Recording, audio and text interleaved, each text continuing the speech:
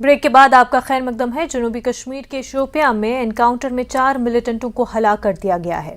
یہ انکاؤنٹر ضلع شوپیاں کے 2 دیہاتوں تراشکے گام اور مولو چترگام میں ہوا۔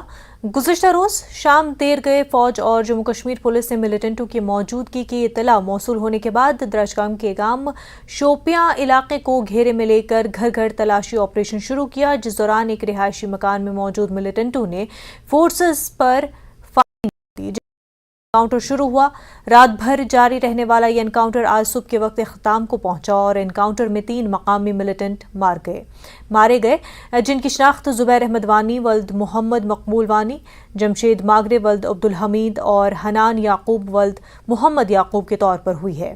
وہیں دوسری جانب ضلع کے دوسرے گاؤں مولو چترگام کو بھی فورسز نے دوران شب ملیٹنٹوں کی موجودگی کی اطلاع موصول ہونے کے بعد محاصرے میں لے کر تلاشی آپریشن شروع کیا، جس دوران ملیٹنٹ اور فورسز کے مابین انکاؤنٹر شروع ہوا اور اس انکاؤنٹر میں بھی ایک مقامی ملیٹنٹ ہلاک ہو گیا، جس کی شناخت عارف رشید و رشید کے طور پر ہوئی ہے۔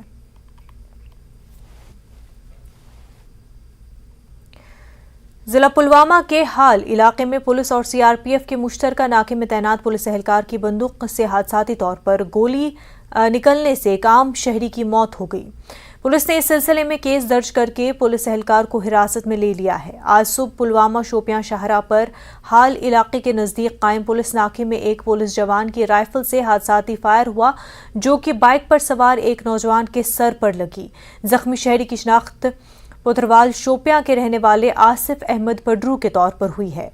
اگرچہ آصف کو پلوامہ اسپتال لایا گیا، تاہم یہاں سے ڈاکٹروں نے اسے مزید علاج و معالجے کے لیے ایس ایم ایچ ایس اسپتال سری نگر ریفر کر دیا، جہاں پر وہ زخموں کی تاب نہ لا کر چل بسا۔ پولیس کے اے ڈی جی پی نے اپنے ٹویٹ میں کہا کہ اس سلسلے میں کیس درج کر کے پولیس اہلکار کی گرفتاری عمل میں لائی گئی ہے اور بڑے پیمانے پر تحقیقات شروع کر دی گئی ہے۔ جموں کشمیر کے ڈی جی جیل ایچ کے لوہیا کا انتم سنسکار جموں میں کر دیا گیا۔ سوگواروں نے انہیں نم آنکھوں سے آخری وداعی دی۔ اے ڈی جی پی جموں زون مکیش سنگھ اور دیگر پولیس افسران اس موقع پر موجود رہے۔ اس کے ساتھ ہی انتظامیہ کے اعلیٰ حکام نے بھی ڈی جی جیل ایچ کے لوہیا کو خراج عقیدت پیش کیا۔ ایچ کے لوہیا معاملے کی جانچ جاری ہے۔